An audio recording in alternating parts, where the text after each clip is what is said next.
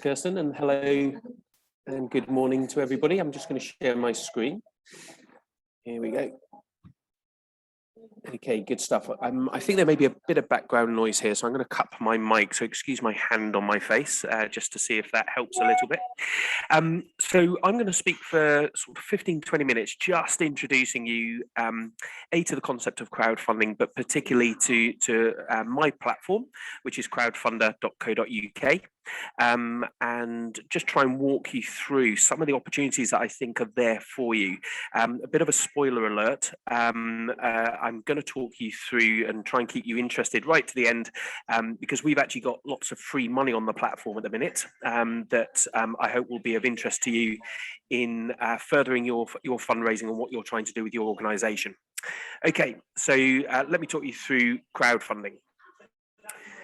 Okay, so in today's session, what I'm going to try and do is help you understand the basics of crowdfunding and what makes it really different from perhaps other fundraising activities. Parent of Josh Baker.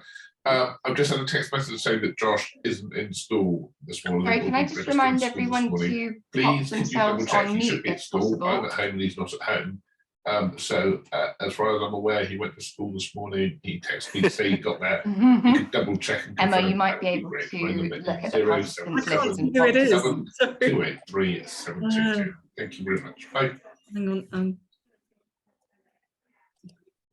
Okay, I think we're good. The messages have been sent to school. Children are off sick. This is good. I had to do exactly the same yesterday. Okay, so in today's session, what we're going to do is understand the basics of crowdfunding, what it makes it different from other activities, then how to integrate crowdfunder into existing digital fundraising strategy, and then particularly learn new and innovative ways to attract people to your crowdfunding campaign. That's what we're going to cover today, and hopefully that's of interest. What's really interesting about our platform is that we call ourselves a rewards-based fundraising platform. What we mean by that is really trying to offer some kind of benefit in terms of some kind of financial contribution or generosity. So if you like, we try and incentivize generosity. The platform does have a normal fundraising aspect to it. So what I mean by that is it works just like any other sponsorship platform or fundraising platform. We have that perfectly working normally, but also in addition to that, we can help you incentivize increased generosity. What I mean as well is that on any other fundraising site, the average donation is about £18. On Crowdfunder, we see the average donation of being well over £60. So this incentivizing of people's generosity really does work. And there's a few steps to success. So number one, we want you to think about the project that you want to bring to Crowdfunder, and we can talk a bit about that. I think that's going to be something that we can get to in the Q&A. So planning your project, then creating your project on the platform, and then running your project. What I don't want you to think is that Crowdfunder is some kind of magic money tree and you put a project up, you create the project, and a lot of organizations go straight to that middle bit. Let's create the project and hope that the money comes. Being fundraisers and people in the third sector, you'll know that that's not true. But these three stages are critically important, and we'll unpack some of those as we go through. And when you get these slides, these hyperlinks here on the page will take you to some of the learning that we have. So we have a whole learning center within Crowdfunder where you can go and learn how to plan these three stages. So one of the things that's critically important is planning your crowdfunder, and particularly we talk about mapping your crowd. So who is it that's going to help you? Who are the friends and family, the existing supporters, the team, PR, marketing, local people, local businesses, etc., that could be possible supporters. And I'm going to break down those possible supporters for you in a moment. But I just want to share two words that we've learned from 250,000 projects that have gone through the platform, over £200 million that's flowed through the platform. There's two words that I think are critically important when you're mapping your supporters. And the words are affinity and proximity. So who are the people that have affinity to your cause and who are the people that have proximity of relationship to your organization or to you or your team or your beneficiaries. Now, that doesn't necessarily have to be a geographic proximity. It can be a thematic proximity also. So they're the two words I just want you to hold on to as we go through this. And then as you're thinking about that crowd, think about 3 possible ways that people can help you, because we believe that everyone has a role to play in a successful crowdfunding campaign. So number 1, who is it that can share your project? And I'm thinking about influencers. I'm thinking about people that perhaps have some fame. It could be local fame. It could be a large following. Who is it that can get to a larger crowd than perhaps just your organization on their own? Who are the organizations or people that can offer a reward? And by this, I mean, this could be local businesses that have access to nice things. So it could be you can come to a nice restaurant for a meal as one of the rewards, or it could be backstage access to a theatre. It could be some kind of experience that someone can offer. And often it's a money can't buy opportunity. So I bought a reward recently. We had an orchestra on the platform, and you could buy 5 minutes conducting this orchestra, and I bought that for my dad's 70th birthday, where, you know, something he would love to do that he would never normally in the run of life get a chance to do, but he could choose a piece of music that he would love to conduct, and he conducted a philharmonic orchestra on Reading train station actually, and that was a really wonderful reward. And then who are the people that can make a pledge and give you money alongside that? So when I'm talking about rewards, I just want to unpack that a little bit for you. So I've talked about incentivizing generosity, and that's really what we talk about. So it's really about giving them something in return for their donation. And I've put a page up here that you can see. It's an art project where they commissioned a piece of art that they've put on a number of things. You can see the t-shirts here, but they've got a whole bunch of other rewards on mugs, on other merch. But the one I really love is this: be a VIP at the opening night. So inviting people to be at the opening of their project, which is really cool. They had some other larger opportunities for people who could name different studios. They could put their company name to certain things, and they offered these rewards out and did very, very well as their fundraising. And my top tips here are really to offer a range of price points to suit all budgets. So I always talk about, how do you move someone from a £10 donation to a £20 reward, if you like, and then how do you move them from £20 to £100? How do you move them £100 to £500? And you'll start to really, if you have a range of rewards, you'll see that you unearth some generosity and some wealth in your database that perhaps you didn't know was there before. And we see this work very, very effectively on our platform. Again, some clickable links on that last page for you, just so you can go see some more examples. And then one of the things that we also have is, is how do you turn a £50 donor into a £500 fundraiser? And this works very much like other fundraising platforms that you'll be familiar with that offer sponsorship. And on every project, you can see that I've just taken a very well-known charity here and the various buttons that exist. So there's an ability to donate. There's the ability to give regularly, so monthly donations, and then there's the ability to fundraise for this charity. So one of the great ways for you to raise money and get towards the target that you may have is to break that down into a number of fundraisers. Who is it that you can turn from a donor into a fundraiser? So we have that functionality built within that, and actually all of that flows through. So if I'm fundraising for that charity, my supporters can either donate, or they can give regularly, or they can buy rewards from me if I want to offer rewards on my page as a supporter of your charity. And here's a lovely one that's live on the platform at the minute. This is a slightly different way of offering rewards. So rather than rewards that you can buy, this is a prize draw. So it's a great way of offering a lower cost opportunity for people to support you. And these are hugely popular on the platform, whether it's spending a night in a zoo and feeding the animals and getting to know the animals up close and personal, which is stuff you can't normally do as a zoo visitor, or whether it's spending a night in a museum or conducting the orchestra. There's a load of prize draws that we see. We've currently got Ed Sheeran's guitar on the platform, I think, that's currently being prize drawed if you fancy one of those. We often have football clubs coming, raising money for their foundations, prize drawing football boots of famous players or shirts. So these go very, very well. The ones I really love that I think are very clever is when there's a third party offering the prize for you. So I'll give you an example, and it may be within reach for you, or it may be a bit ambitious.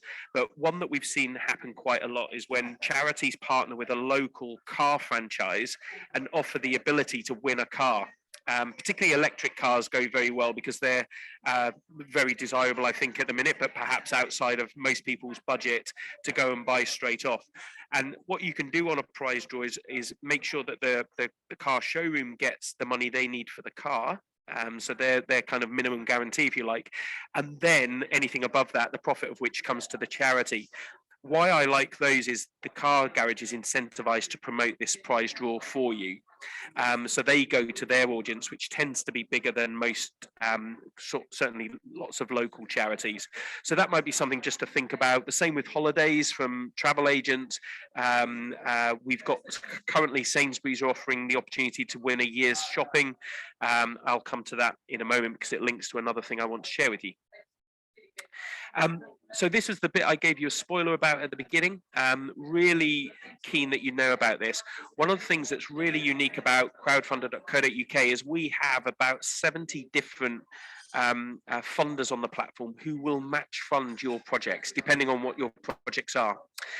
This page is showing you some of the more hyper local funds that we have, and we've currently got about £20 million worth of match funding on the platform, given away in smaller chunks, obviously. So sometimes those things are hyper local. You can see the link here. It's crowdfunder.co.uk/funds. Again, that's clickable for when you get the slides. But it's a great way for you to double the money that you raise on the platform, and quite often you'll qualify for more than one of these pots, and I'll show you what I mean on the next page. So this is one that's probably relevant, and I imagine all three are relevant to all of your charities today. So we've currently got money from the National Emergencies Trust, up to 20,000 match to help any voluntary organization or community. And there's a massive focus on your neck of the woods, actually. So they're trying to steer charities, they're trying not to fund charities in the greater London area in the southeast. So anywhere outside of that, National Emergencies Trust are focusing on. We've got the Aviva Community Fund. So as long as your turnover isn't over £1 million, I suspect you'll be eligible for that fund. And then really excitingly, we've just launched the British Airways Better World project, which support any project that's dealing with environment, diversity, inclusion, education, employability, or thriving communities. So hopefully that might touch base with most of you. So what this means is that you could qualify for more than one of these funds. So anytime you raise £10, that could be worth at least £20, if not 30, if not £40. And we always talk about 3-time multiples, which tends to be the average that people get from our match funding if you qualify for those.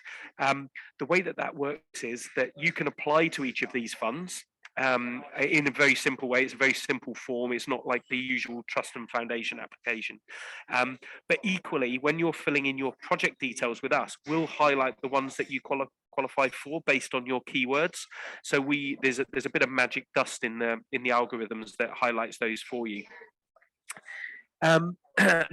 Then also a bit of free money for you. We've done an exclusive deal with Nectar, the Sainsbury's and Argos Habitat loyalty card, whereby your supporters can spend their Nectar points by giving them to you. So they get converted to cash. Obviously, you don't then get a load of Nectar points that you can't use. They're converted to cash in the same way as if you were buying a toaster or a bottle of wine or your Christmas turkey in Sainsbury's.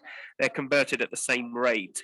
And this is really exciting, because half of UK households have a Nectar card. So 18 million Nectar card holders, that represents half of UK adults. And there's a huge amount spent. And this is just another way, this is a new way for Nectar customers to spend their points, to give them to charities that they care about. So this is a really nice way, particularly when perhaps people's cost of living is going up, that you can ask people to support you without them parting with cash. They can perhaps dig out that old Nectar card and didn't realize that they had. So the average balance on a UK Nectar card, because people forget to spend them, is £52.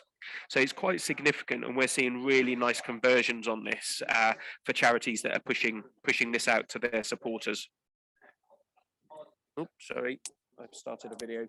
I told you there wasn't a video, Kirsten, and there was. I forgot about that one. Okay, some other ways that you can raise funds. I've touched on this briefly. We have a regular giving button. So if someone gives to you, let's say they give you a donation of £10, we then send them an automated email that says, thanks for giving £10. Would you like to now become a regular donor? And we see a really nice uptake. So 3% of people that give on our platform then go on to become a regular donor when it's a charity that they're giving to, which is really, I mean, that's we've only been running it for 9 months, so it's a short time, but it's a really impressive conversion. That far, I used to run a charity, and it far exceeded our statistics at the charity I ran. And obviously, we also run gift aid for you. So we process gift aid if you wish through Swift Aid, and give you all the reports that you would expect any fundraising platform to give you based on opt-in to hearing from you ongoing. I ought to just say one question that always comes up here, and perhaps we can explore this a bit in the Q&A, is gift aid. You can't claim gift aid on all rewards. So depending if the basic mantra is if the reward has an RRP, so if it's let's say it's a t-shirt that you're already selling in your gift shop, or if it's a book that is sold on Amazon and has an RRP, you can't claim gift aid on that. But if it's an experience that money can't buy, you can claim gift aid. But we can go into more detail on that if that's something you'd like to explore in the Q&A. I've already hinted that we've got a huge wealth of knowledge, so I'm not going to cover how to run a great crowdfunding campaign in 15-20 minutes, but what we've got is this academy where there's 23 lessons. It's completely free, a huge knowledge hub of how to run a really fantastic crowdfunder appeal. I promise you, if you go through that process and follow the guidelines, you'll run a really successful campaign. We can tell within 24 hours of a new project coming online whether they've watched our videos and gone to our help. This isn't us being clever. This is just us sharing information from seeing 250,000 projects through our platform and just taking the stats from that and trying to give you good information of how to run a great campaign. So that's me done. I think I've done it within the time, Kirsten. So I'm feeling very proud of myself. So I'm going to stop sharing my screen. You've got my details here again, and my colleague Caroline. We look after all charities on the platform. So the platform is used by social enterprises, individuals, communities, businesses, and charities. And we look after the charity crowd, and are really keen that you come and try us out. But I'm going to stop sharing my screen. And then we can open it up to questions. Stop. Amazing. Thank you so much, Duncan, for that whistle-stop tour of all things crowdfunding. Very welcome. I hope that everyone was able to take some information away from it. Just a reminder, we'll certainly be sharing those slides tomorrow morning with you all, as well as a feedback form, so you can let us know how you found the session today. But as I mentioned earlier, the bulk of this session will be looking at Q&As. So I've got a couple of warm-up questions for you, Duncan, but everyone else in the audience, if you want to add any questions to the chat function, we can read them out on your behalf. Or if you would like to use the raise hand function, we can invite you to unmute yourself and speak away. So first of all, so my question to you, Duncan, does crowdfunding tap into new donors, or are you really engaging primarily with your current pool of donors? Super question. So I think the answer is both. What I would hate you to think is that you put a project on crowdfunding and it gets magically funded. That just doesn't happen, but we see lots of people think that it does. So you definitely have to pump prime is what I talk about. So there's a couple of stats that are really important. On day one, before you let en masse people know that you've got a live page, I'd want to see 10% of your target amount on the page already. So who are the kind of 5, 6, 7, 8, 9, 10 people that you can just say, hey, would you mind giving on this day so that we can pump prime? And then the stats tell us that if you have got 10% on day one, you're 89% likely to hit your target. If you get to 30% by the end of week one, you're 98% likely to hit your target. So those two things are really important.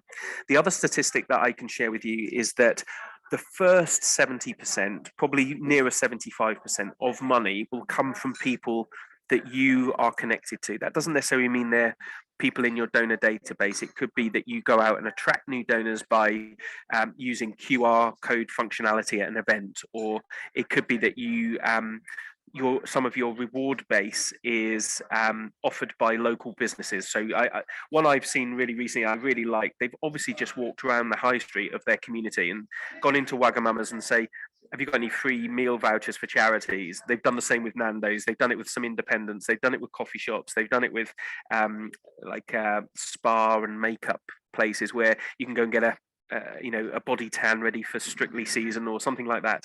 And they've obviously just gone around and said, look, if you donate £50 or more, here's 4 meal tickets at Wagamama's. And you think, well, that's a good deal. And they've just done that. And then they've gone to some more interesting, like a travel agent, and got a free holiday to prize draw. So if you can access community businesses databases where they start promoting it to their social media audience or their customers, that's a great way of attracting new customers. But I just want to put that caveat that the first 75% will come from that, the work that you do, not the work that we do. Then our crowd starts to get involved when you start, we call it trending. So when you get to 75%, 80% of your target, our algorithm kicks in and says, here's a really interesting project. It's in Bristol. It's working with people with disabilities. So we're going to show this to our crowd. And we've got a crowd of 2 million people on our platform who've used the platform and given generously through it. We start showing it to people that care about the Southwest. They care about people living with disabilities. And so we'll start sharing it with them, say, hey, this is going really well. The crowd like this. Would you like to help complete this project? Look, they've got 3 days left, and that jeopardy of time is really important. So we always say run a crowdfunder for 4 weeks, because that's the real secret sauce, is having that jeopardy. It's like why we buy a load of rubbish on eBay, is because you got that ticking clock. You think, oh, I've got to get it, and it works the same way when people are giving to crowdfunders. Oh, I know that very well. And Katie, you've got your hand up. I wondered if you'd like to ask Duncan a question. Thank you. Yeah. Thanks for that, Duncan. That was really helpful. So I work for a refugee charity in Bristol, and we are just prepping to do an online digital campaign. We use a Blackboard CRM, ETAP, and it's obviously got a full integration with Just Giving. So obviously it's easier for us to just use them. I mean, how easy, if we used crowdfunding, I'm just wondering, presumably we can download all the donor data in a CSV file and we'll be able to kind of upload it. So like, first question is kind of like, is that easy to do? And also I suppose the value is, is there opportunity to opt in donors on Crowdfunder, and can we kind of upload that information? And also, secondly, I suppose the draw for us in using Crowdfunder is this kind of amazing matched funding available. We want to kind of launch mid-October. I just wondered, how quickly do you kind of turn around that application for us to be able to tap into those funds? Thank you. Hi, Katie. Great questions. I'll take them in reverse order. So the match funding, you qualify as you build your page. It will say, hey, you've qualified for X. So it's not like a trust and foundation application. Actually, the reason we built this was to combat what we think is a horrendous waste within that particular sector of the market. The Telegraph report, £2 billion wasted by charities with failed applications, just all that time spent, but also for trusts and foundations having to do due diligence. So what we talk about is we provide social proof to organizations that communities want this projects. So we have funding from local councils, from corporates, and from trusts and charitable trusts and foundations. And what we give them is social proof. So a crowd coming and saying, yes, you've identified a really good problem. Yes, we trust this organisation to fix that problem, and we like their solution. So that's why they give us that money. And so there's no long turnaround time, because they're entrusting the crowd to tell them whether this is a good idea or not, and whether they should be spending that money. So you qualify for the funds, but you have to go raise half or a third, depending on how many funds you qualify for. Your next question, or the middle question, was, can you upload donor data to Crowdfunder? No, we don't encourage that, and we don't actually facilitate that.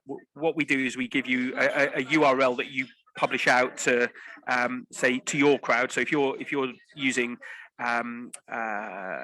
your database to go out to them, you can promote the Crowdfunder page, which is a unique URL. As they give, then we collect their data for you. And then we hand that back to you to answer your first question in whatever format works for you. So we've worked very, very hard on this, because when we first started as an organisation, we were struggling to compete with Just Giving because of that CRM integration with Blackboard. We've completely fixed that. So we give it you in, I mean, it's not as automated because we give it you in a CSV file that you then put into your data set, but it works. You know, thousands of charities use us now for that purpose. So yes, we can do that. Okay, thanks. Yeah. And sorry, so just with regards to the match funding, you say we build our page, Yep. and if we are including some of those keywords, then Yep. basically then we'll kind of get a notification, will we, that Yes. we are eligible? And does Yes. it have to go live before we do that? No, so we tell you as you're building it. And you can also apply to, if you look at that hyperlink that I showed you with funds, you can actually apply for some of them directly, just so that you can understand what's required of them. So you say, oh, this project doesn't actually fit that one, so hey, I'm going to upload another project that fits that particular fund that's available. Yeah. Okay, thank you. Brilliant, thank you. Just tagging on to the end of Katie's question, we've had another come through in the chat regarding CRMs. Yeah. Are you integrated with any CRM platforms? No, we're not. So we just give you the data as you need it, pertaining to the CRM you're using. So whether you're using Salesforce, whether you're using Blackboard, whether you're using something bespoke, which a lot of charities have done, or whether it's a Microsoft version, we can give you a CSV file that you can upload directly into your data set. You can fiddle about with the columns if you so wish, or we can do that for you to make sure that the data set is as you wish. But it's a daily task for us, because we know how important that is for people. Brilliant, thank you. Got a few more questions in the chat and a couple noted down, so I'll crack on. Are crowdfunders on the platform all or nothing fundraisers, as in if you hit your target you get it all, and if you don't hit it you don't get anything? Super, thank you for asking that question. I need to add that gets us a lot. I need to add it into my presentation. So there is this perception that crowdfunders are generally all or nothing.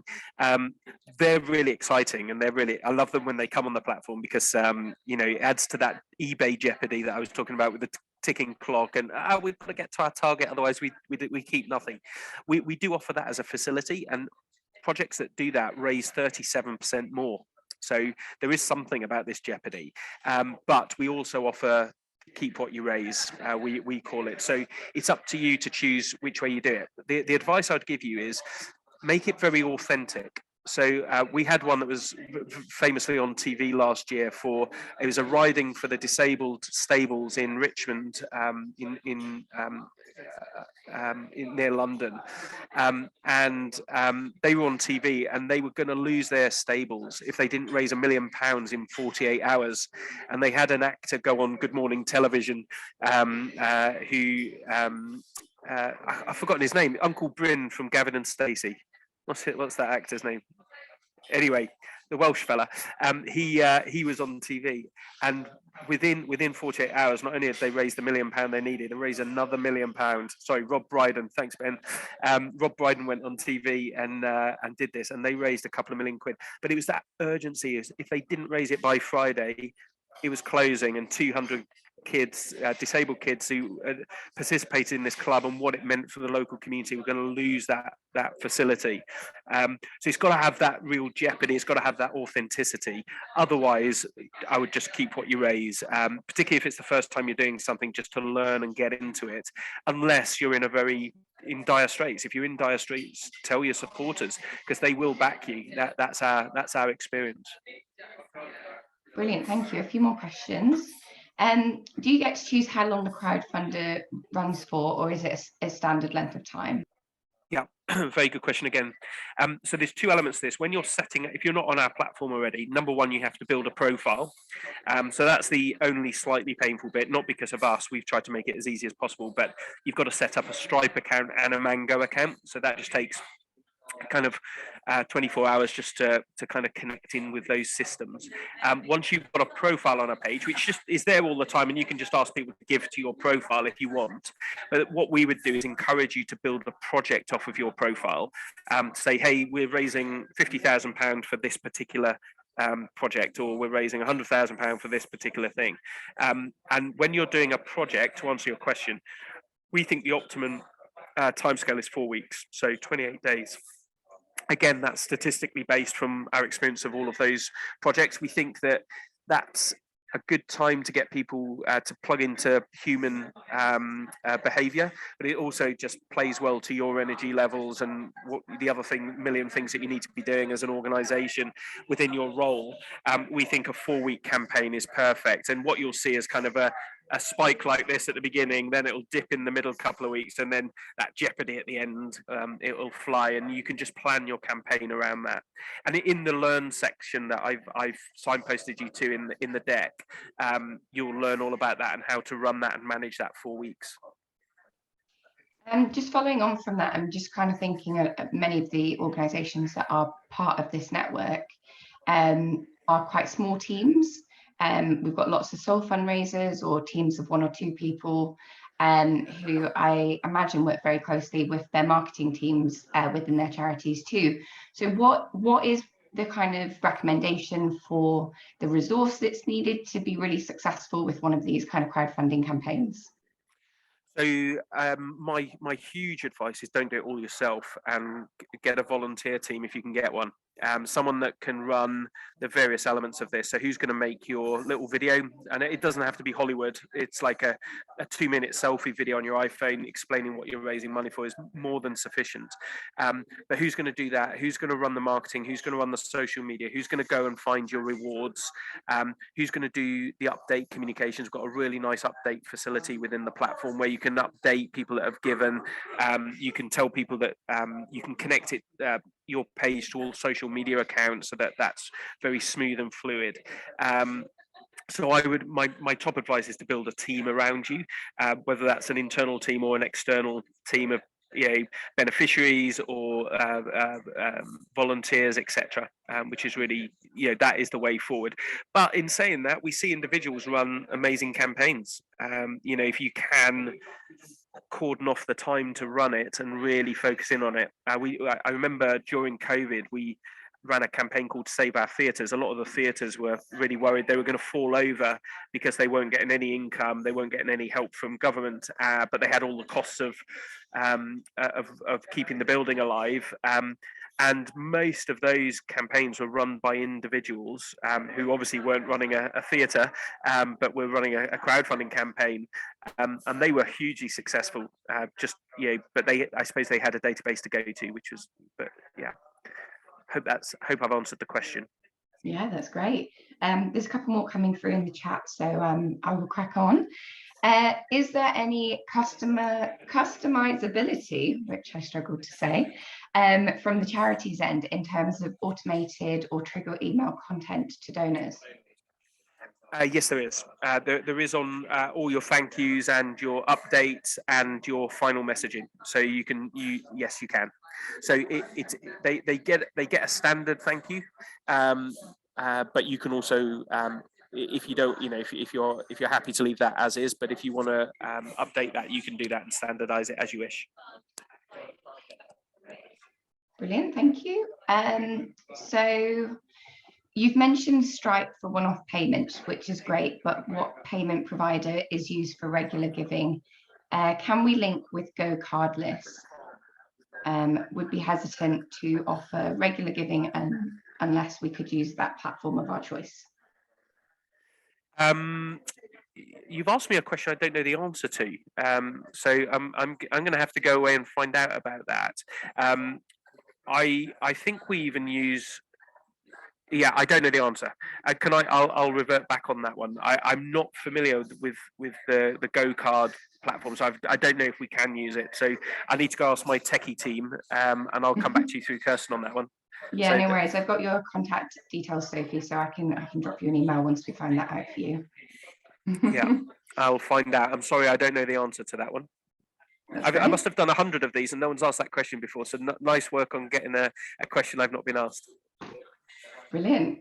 Another question for you, Duncan. So you see startup businesses and community interest companies using crowdfunding platform quite well. Yeah. What is it that they're doing that charities can learn from in terms of engaging potential supporters?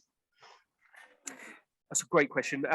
So I think it probably comes back to our heartland, I suppose, of being a reward-based platform. So what we found charities aren't as good at, and I hope that doesn't sound like criticism. I come from the third sector myself, so hopefully I'm allowed to be honest. I think we're not as good at incentivizing generosity. I've seen very big charities essentially dump their merch shop as rewards. It just doesn't work, and I've seen them do it at more expensive than if you just went to their own merch shop. You think, okay, we probably need to think about this, guys. Like, why would I buy that T-shirt for £30 when it's in your own shop at £20, or those kind of things? The ones that I really love are where it's either an experience or something money can't buy. So I love things whereby, let's say someone's doing a capital raise for a building, where families can put their name on a brick or a roof tile, or a seed for walls of thanks, where a community cafe or a community food share has opened, and everyone that contributed, their name has been turned into a piece of art on a painted tree or something like those kind of things. I think go really well, and I think social entrepreneurs do much better at that than charities. And obviously I'm tarring everyone with the same brush, and I don't mean to do that, but I would say if there was a trend, it's probably in the creativity around rewards.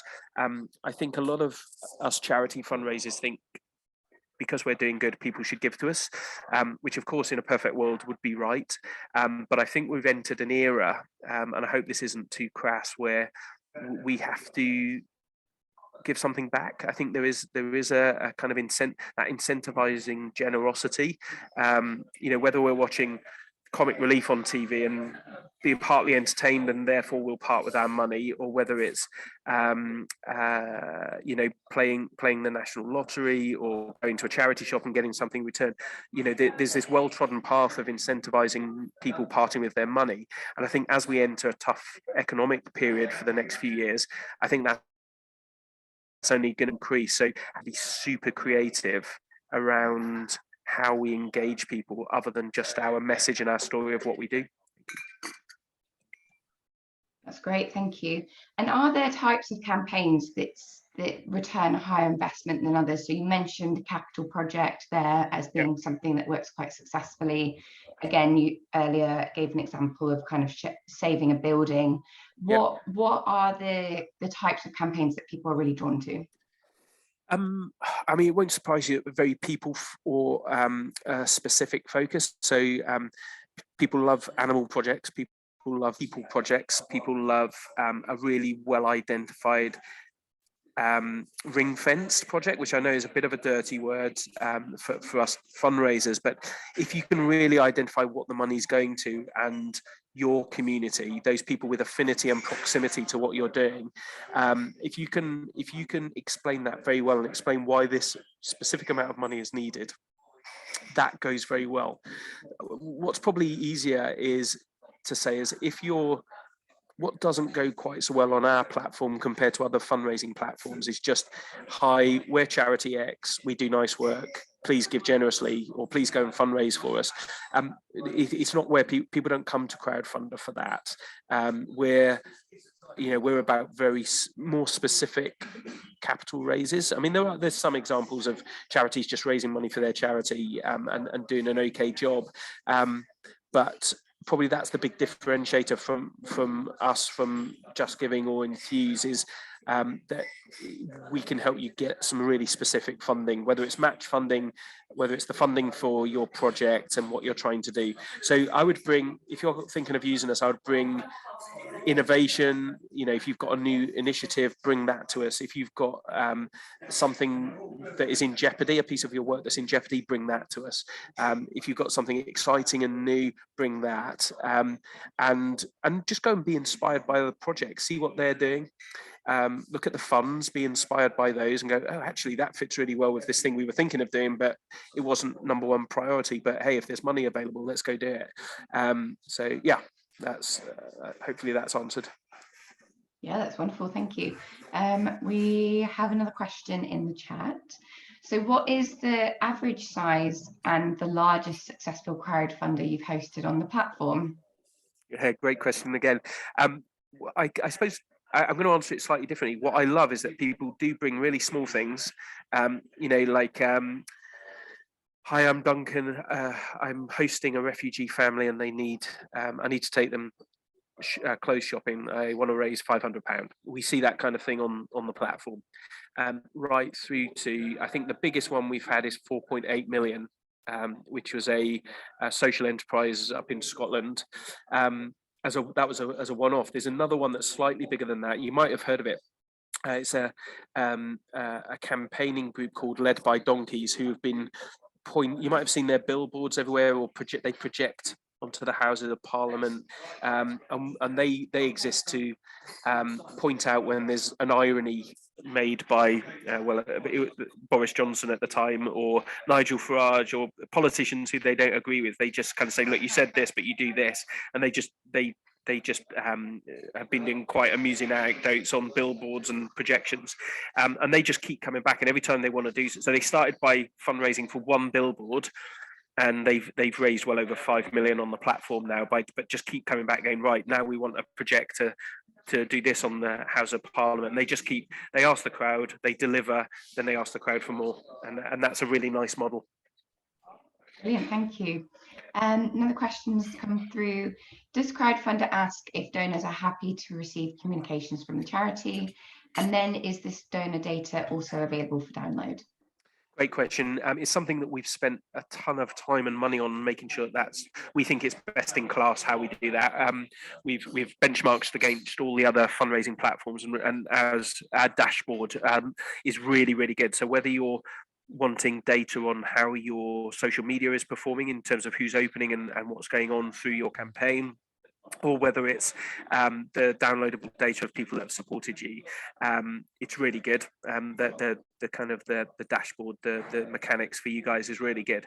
And to answer your question, yes, we do ask that question, both about you as a charity, but actually your specific project as well. So we give people the option just to hear from you in general, or specifically about the project that they've given to, is an option that they're given. Brilliant, thank you. We have really good sign-up rates actually on that, which is surprising. I think it's to do with the engagement that they have with buying rewards. I think there's a link between buying rewards from you, how good you are updates, and the sign-up rate. We kind of outperform the market on that one, but we're not quite sure why. So we'll just keep smiling that it's working well. Excellent, thanks. We mentioned about I need to apologise because there is some drilling going on outside my house right now, so I hope you can all still hear me okay.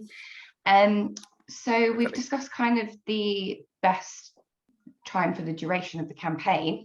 But what about the lead-in time for a crowdfunder? What do you need to prepare in advance, and how long does all of that take? Thanks, Kirsten. That's a good question.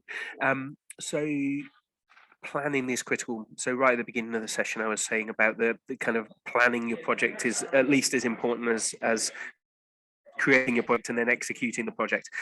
I would say almost the same amount of time as running your crowdfunding project. It's not an intense 4 weeks planning, but I would give yourself at least that to start to pull everything together. I mean, the reality is you could have a project up and live and people give into it by lunchtime. You know, if I said, right, you lot go now and I'll see you at lunchtime, see who's got one up, you'll have one up. It's very easy to do.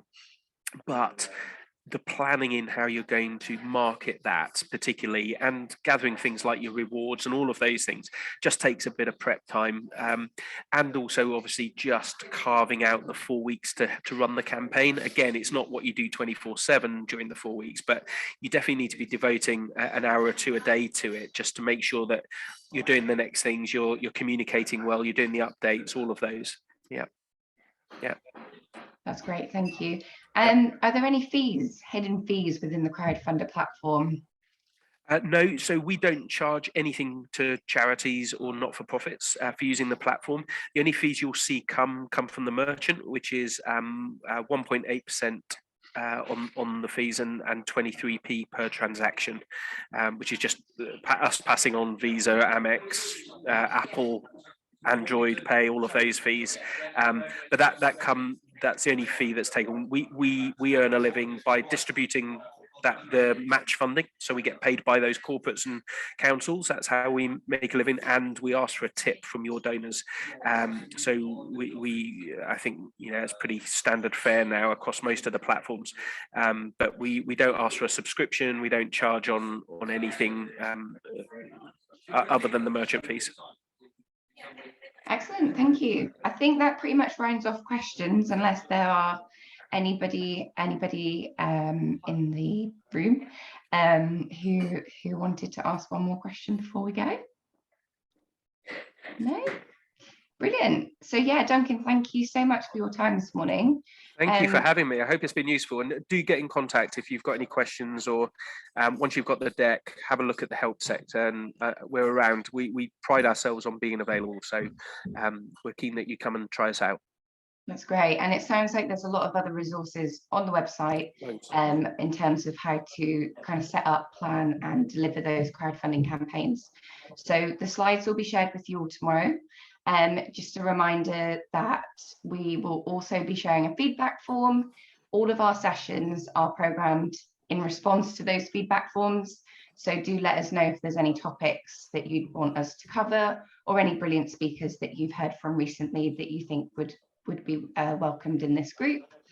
And just one final thing from me is we are looking for committee members to help coordinate the group. So I've put a few comms out in our regular newsletter, but if you're thinking about doing some volunteering, then please do get in touch with me. My email address will be on the feedback form email tomorrow as well. So yeah, thank you again, Duncan. That's really brilliant, and wishing you all a wonderful day. Take care, everybody. Bye-bye.